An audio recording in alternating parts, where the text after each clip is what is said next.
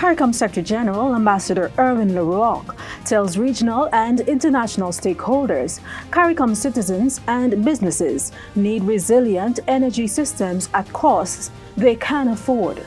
Students sitting 2021 regional examinations given additional time to prepare. And the CARICOM Secretariat's Renewable Energy Generation Project recommences. Welcome to this week's episode of the CARICOM News Time. I'm Tusanki English Francis. Thank you for joining us.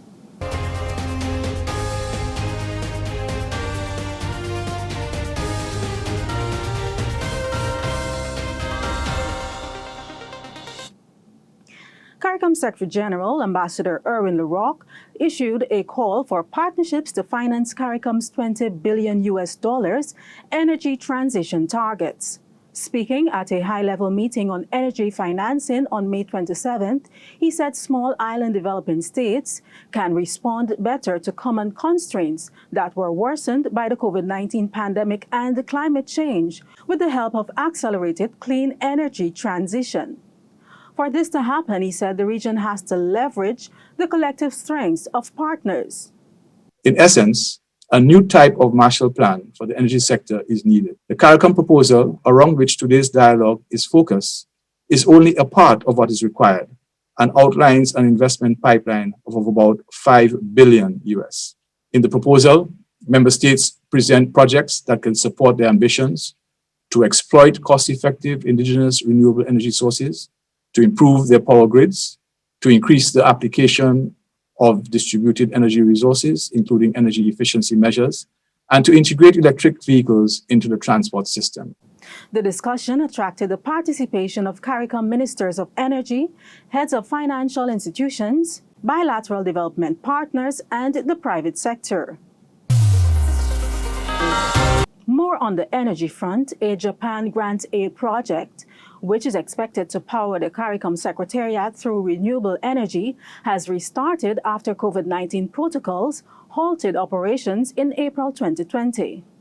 Launched in January 2020, the project was moving apace when the coronavirus pandemic struck. It is part of a wider initiative called the Introduction of Renewable Energy and Energy Conservation in Guyana and CARICOM, financed by the government of Japan.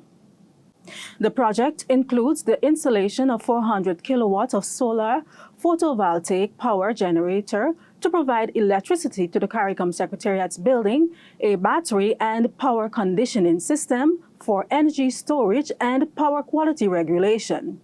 It also includes an advanced building energy management system to provide air conditioning controls, track energy efficiency, and indoor air quality. The project design is linked to the CARICOM energy policy and the regional strategy for sustainable energy. We spoke with the CARICOM Deputy Secretary General, Ambassador Manorma Suknandan, who has oversight of the project. While we had stopped working on the ground, our meetings continued.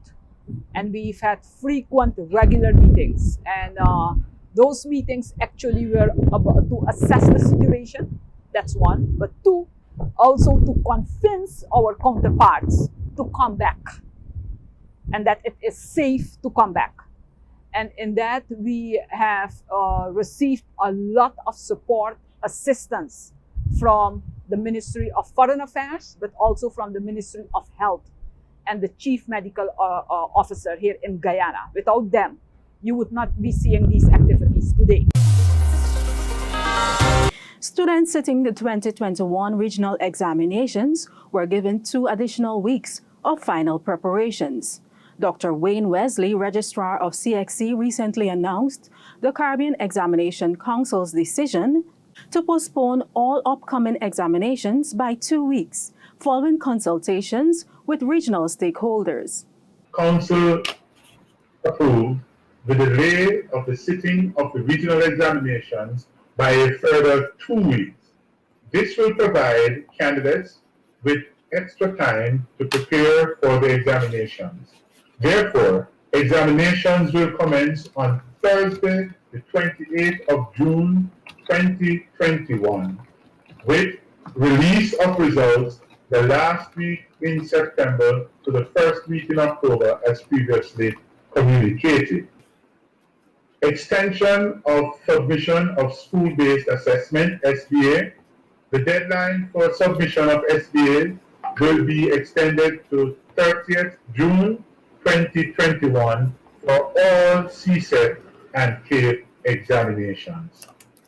In addition, the topics which were released on May 10th, 2021, territories would have submitted queries and Council would have noted that CXC is currently responding, and in this regard, a review is being done to ensure that there is full clarity regarding what has been submitted in terms of the broad topics. CARICOM's lead head on agriculture, His Excellency Mohammed Irfan Ali, President of Guyana, wants the region to adopt a more aggressive and cohesive approach to achieving food security.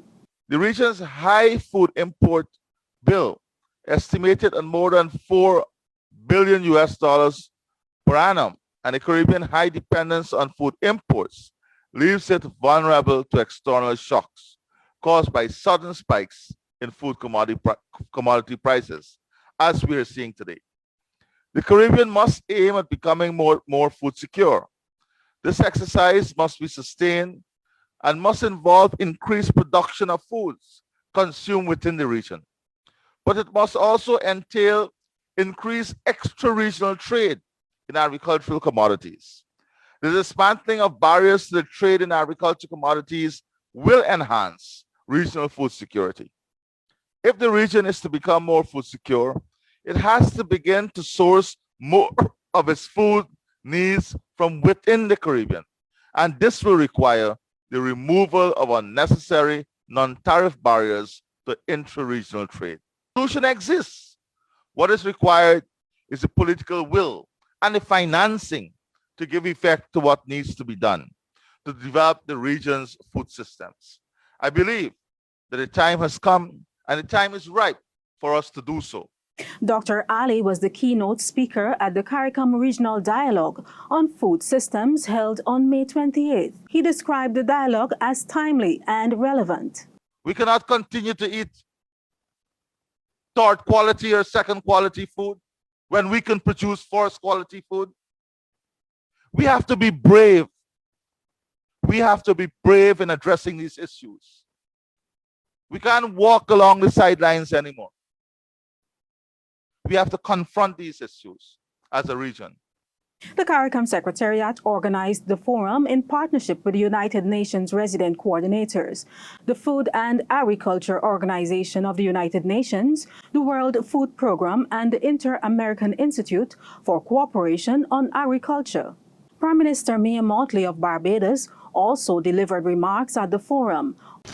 We have so many things we can talk about, but the reality is that our simple focus must be how to put food on the table of our people throughout this region, and how to ensure that we have a stockpile of food for the many crises that are now confronting us.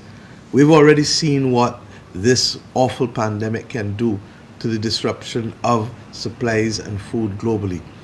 In addition, we are 4 days away from the beginning of the hurricane season, which is likely to imperil at least one of our nation states with respect to agricultural production, either through wind or indeed floods. What does this tell us all? That our goal of 25 by 2025 probably needs urgent modification. I trust and pray that our region will accept that we need to expedite the process of producing as much food regionally as we can, and that we need to come together accepting that the true bread baskets of the region will be Guyana, Suriname, and Belize, but that does not remove from us, the rest of us, the obligation of producing as much food as we can. There are some difficulties that we have to confront. The first and foremost is the potential normal access to cheaper food from outside of the region, and therefore the question as to how we treat to the whole issue of food security, allowing us to anchor our domestic policies and our trade policies, becomes absolutely critical. We cannot afford to only have the need to grow food when there's a crisis. Our farmers need certainty to be able to produce food year-round. The discussion will help to develop the region's position for its participation in the United Nations Food Systems Summit in September. For more on this story, head on to our news site at today.caricom.org.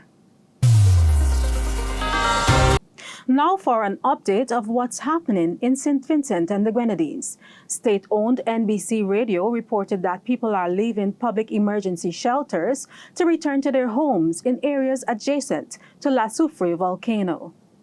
The government of St. Vincent and the Grenadines gave the all-clear for persons to return to some locations. Prime Minister Ralph Gonsalves said that the government would continue to provide humanitarian support as people resettle in their homes.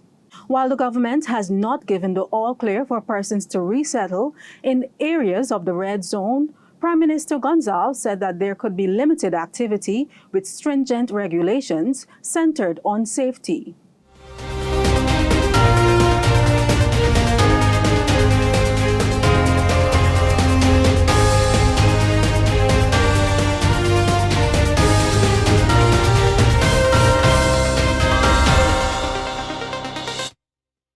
For more stories, you can visit the CARICOM news site at today.caricom.org or the CARICOM website at caricom.org. Like our Facebook page, follow us on Twitter, and be sure to subscribe to our YouTube channel. Thank you for watching. See you next time.